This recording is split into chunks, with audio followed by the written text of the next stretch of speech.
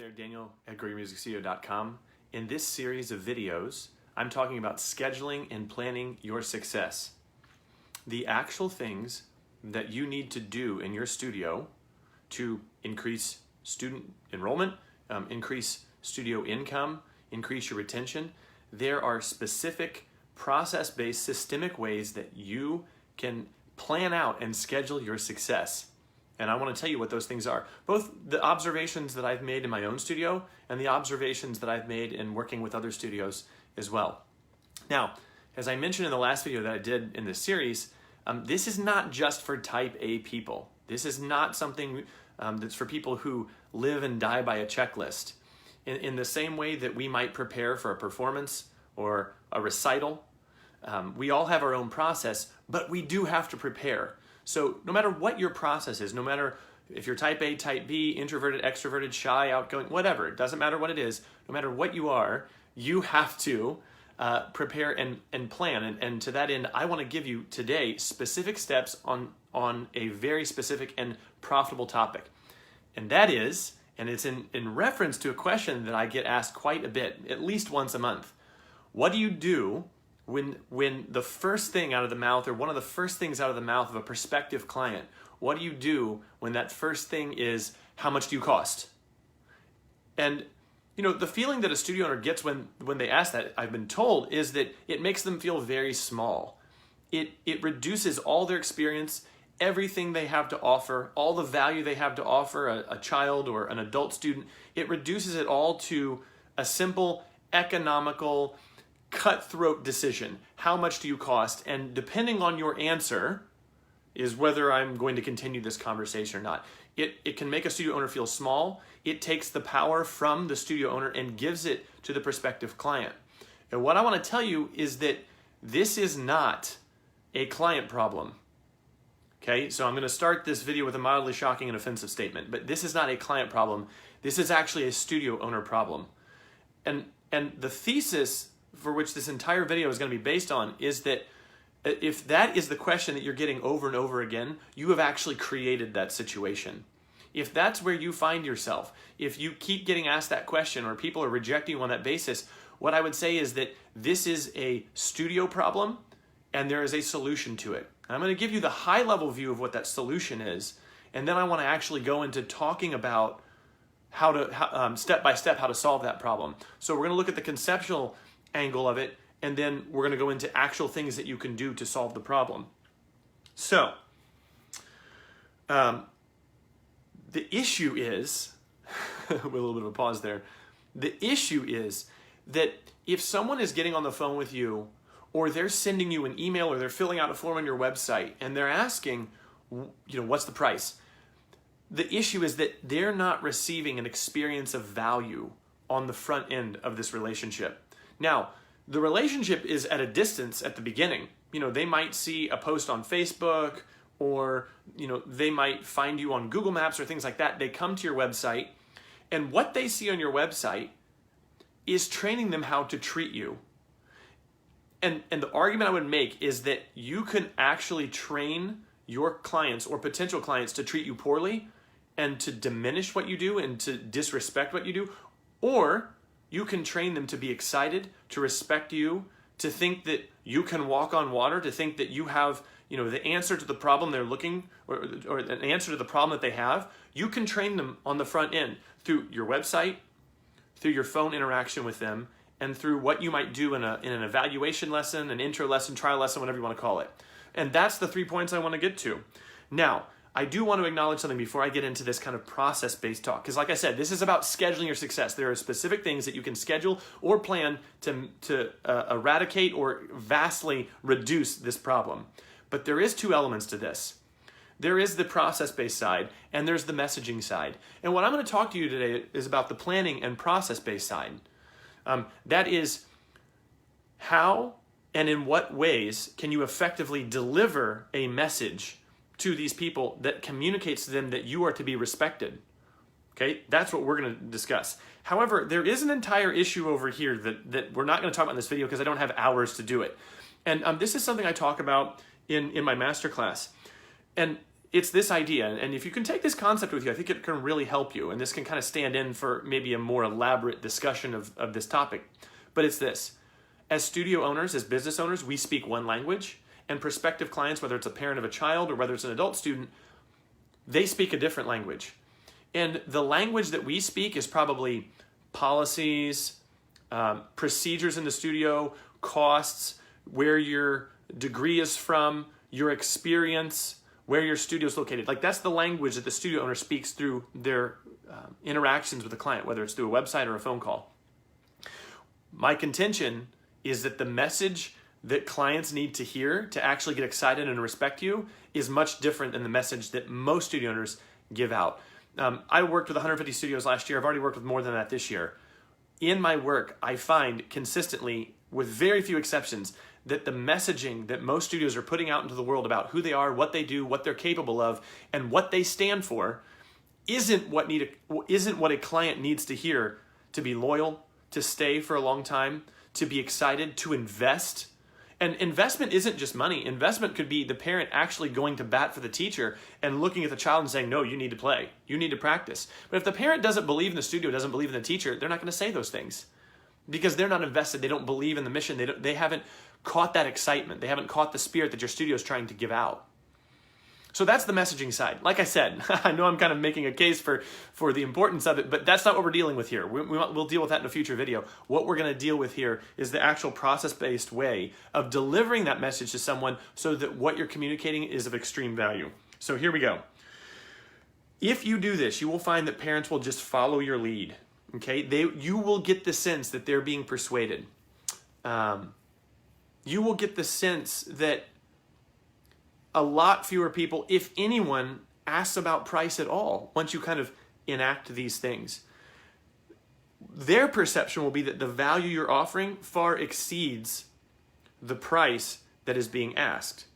So if they do ask the question, they're just going to take it in stride. Or the value will seem so great through what you've communicated to them on the front end that it doesn't really occur to them to ask what the price is. So that's what we're talking about. We're talking about the process planning-based side of this experience. So number one, getting into what you should actually do. First off, your website must only focus on what parents actually want, and it must push them to the most important action.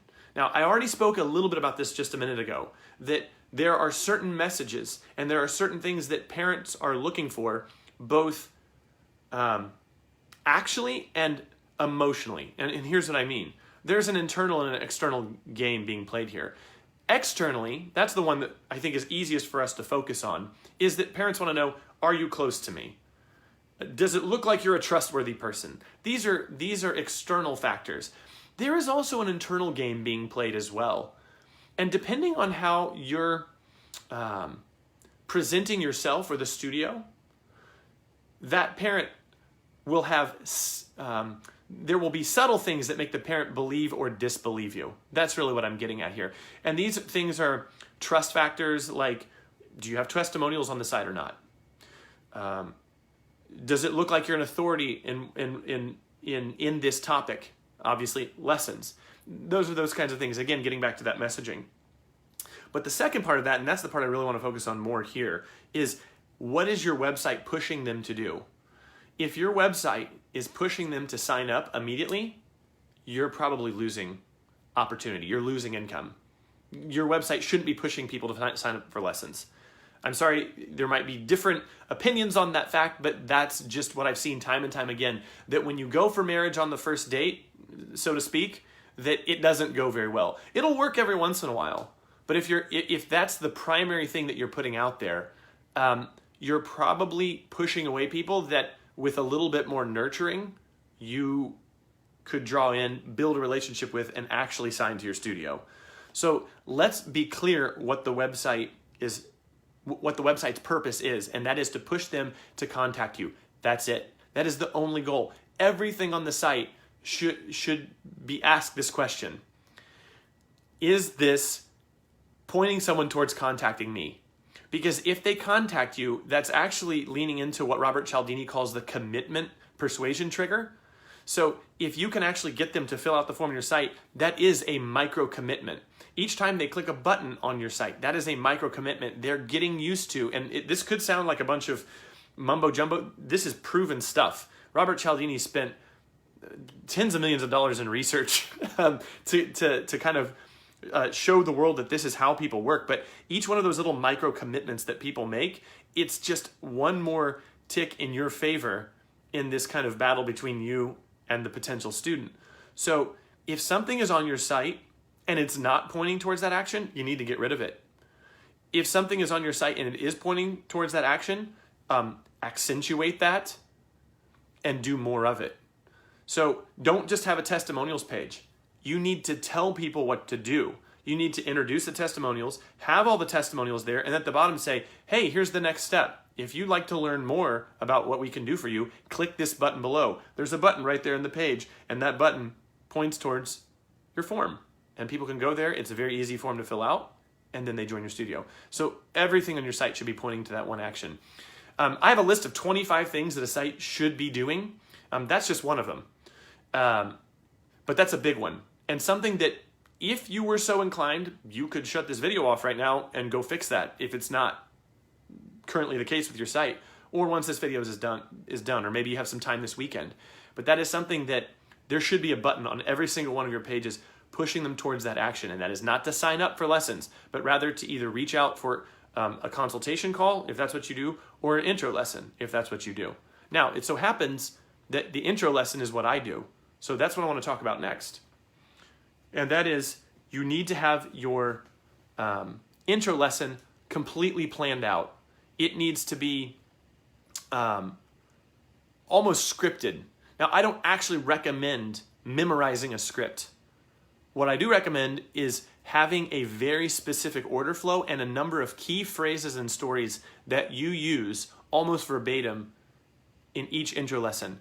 The reason a script wouldn't be so useful is, first off, it would take a long time to memorize, and second, it would come off as wooden for a very, very long time. Whereas if you're working more from an outline, kind of like I am for this video, if you're working more for an outline, you know what you're going to say, and in the moment, you can kind of play jazz. You can dance with the prospective client and respond to the concerns or the questions they have in the moment. So I want to actually talk to you about exactly how I walk through, or I want to walk you through exactly what I do in that intro lesson. Because again, this is all a highly choreographed dance for me. It's very planned. So first off, I get people in there, and I guess that's a whole nother topic I could have covered in here, but I'm just not going to. We only have so much time, right? We all have things to do in our day. But when the person arrives, they get out of the car, I go meet them at their car and begin building rapport from them right from the very first moment. So right now, there is massive road work being done in where I live because our area is experiencing a lot of growth and the roads can't handle it. So they've got roads shut down all over the place. A lot of times I will just make jokes about the traffic, which is kind of boring, but it's kind of, it's a little bit of a tension breaker right at the very beginning. I'll ask where they live, what subdivision they live in. And then I turn my attention to the child. Hey, how was school today? If it's a school day, obviously. And just begin asking them, things that they like. What's your favorite subject in school? What's your favorite thing to do at home? Just making everyone feel at ease as we kind of walk into the house. Or if you use a studio, commercial location, you could do the same thing. You can meet them at the door. You could walk out and meet them outside. Just depends on your personal location. But I do like that sense of building a friendly connection there right at the beginning, because what I do next is take the lead in the conversation. So when they walk into the studio, I will direct the parent where to sit, taking leadership there. I'll direct the child where to sit. I speak not quickly, but in a brisk and efficient manner. Something that I have noticed over and over again, and this is something I've done for studios that I work with who are having trouble converting students. I will actually have them film their trial lesson, or I will have them record their evaluation phone call, and I will listen to it and make suggestions. It is very rare that I don't find a number of things that can be changed to improve that process, and therefore make more money because the process is much improved. Almost every single person that I've ever done this with has been guilty of kind of this aimless, wandering, oh, I guess we'll kind of do this next type way of presenting themselves. That it doesn't feel like there's anyone in charge. That, oh, we're here for trial lesson, and it almost feels to me sometimes that the studio owner would take any suggestion that the parent would give. This is one of those intangibles that I was talking about at the beginning of this video. That if that's the kind of aura that you're giving off, for lack of a better word, if that's what you're giving off, is it any wonder that parents try to take charge 6 months into the relationship if they sign up with you? Is it any wonder that parents will come back later and see if they can push you on whether you'll give them a discount, even though your policy says that you don't give discounts? Or maybe they were clearly in the wrong for missing a lesson, and they're now asking you for you to reduce tuition when you don't give reductions like that. Those seeds were set from the very first interactions, and oftentimes that evaluation or intro lesson is that very first interaction. So by setting that tone very early, that I'm in charge, that there is a plan, and that we're not going to deviate from that plan, it sets a very strong first impression in parents' mind. And I don't think it can be said enough. I don't think I'm overstating this or over-exaggerating the importance of this. It's just how our human brain is wired to react to that sort of presentation. People are silently begging to be led, and as a studio owner, I want to lead them through every step of the way, whether it's putting a button in the site and telling them exactly what to do, whether I'm on a phone call with them and pushing them strongly towards coming in for an intro lesson with me, or if I'm in the intro lesson and kind of going through this process. So that's that. I motion for the child to sit at the chair. I then go through a 15 to 18 minute high energy, very directed, very focused, efficient intro lesson for that child. And without exception, every child gets to at least page 15 of the Faber book by the end of that intro lesson in about 15 minutes. If it's a younger child, it might go to 18. An older child, like a 9 or 10-year-old, I will sometimes get them through it, and they're within 12 minutes. And to end that, I'll say, hey, okay, we're going to turn the page. You have never seen this song before, right? No, I haven't seen this song before. Okay, with everything I just showed you, I'm not going to help you with this at all. I want you to find your own hand position, and I want you to play this song right now. And more often than not, that child can slowly sight read that song, and I don't show them where to put their hands or anything. I'm talking even 5-year-olds. When a parent sees this sets a powerful impression. They see that I have given this child an ability they didn't have literally a quarter of an hour ago. Again, this is the plan. Now, I'm not going to get into what that trial lesson entails because, as you can imagine, based on this video, I have a plan for every little moment, and that intro lesson is highly scripted. That is actually where I use the very same language every time for every child, and it works like a charm, so that they can be sight reading on their own by the end of that lesson.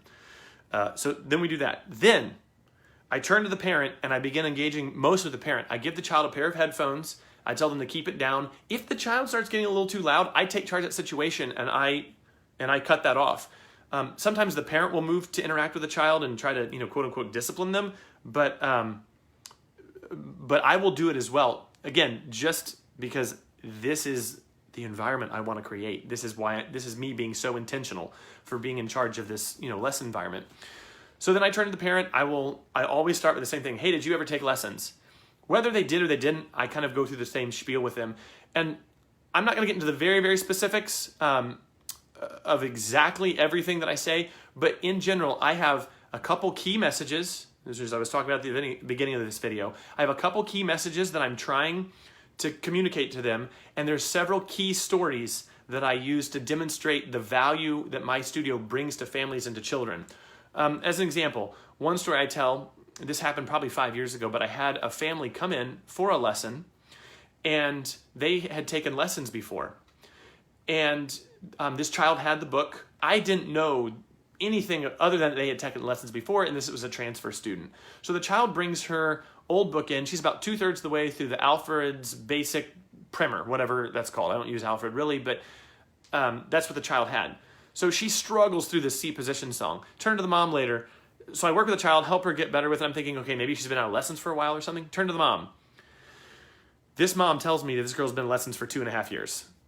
And that the teacher they had was just a teacher like at a guitar store near their house in the city they had just moved from. So they had moved from that city to my area. I was horrified. And in my mind at the time, I was thinking, how do I break it to this parent that this is not great, I tell that story because I'm trying to set an impression in the current client, the person who I'm in an intro lesson right now. I try to set the impression of, here's what you can expect. We go through these books fast. Your child isn't going to be taking a year or 2 years to get to this book.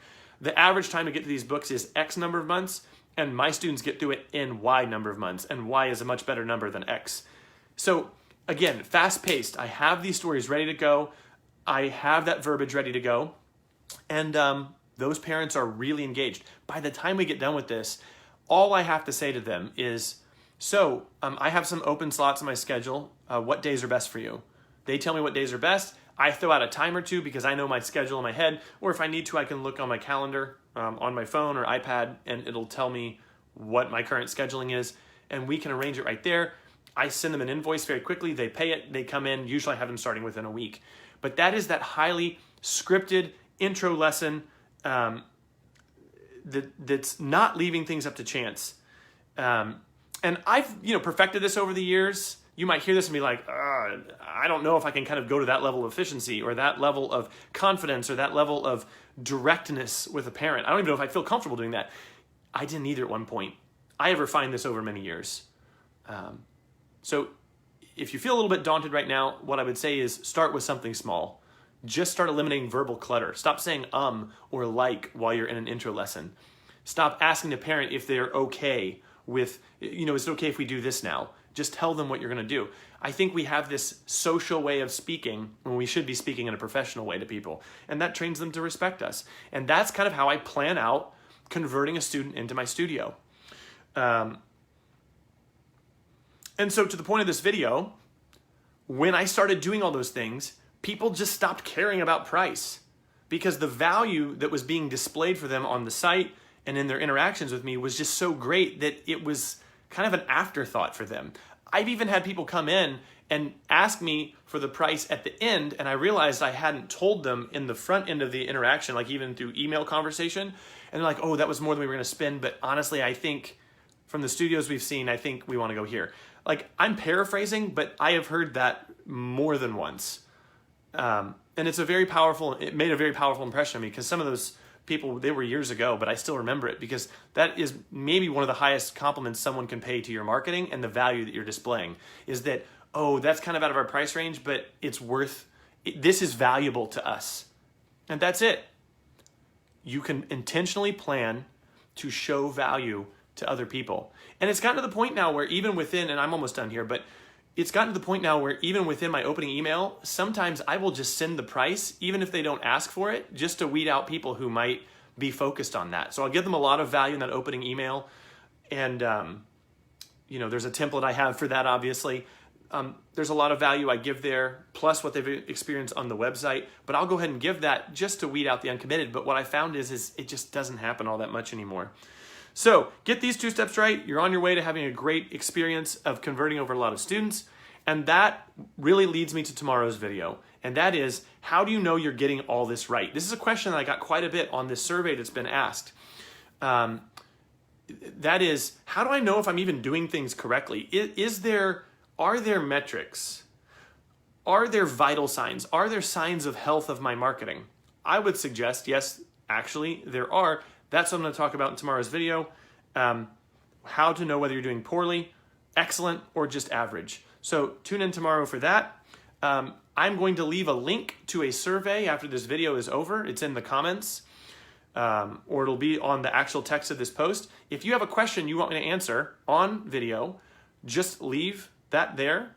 And I'm kind of reading through these and using these to come up with the topics for the videos that I'm going to be doing every day throughout the month of September.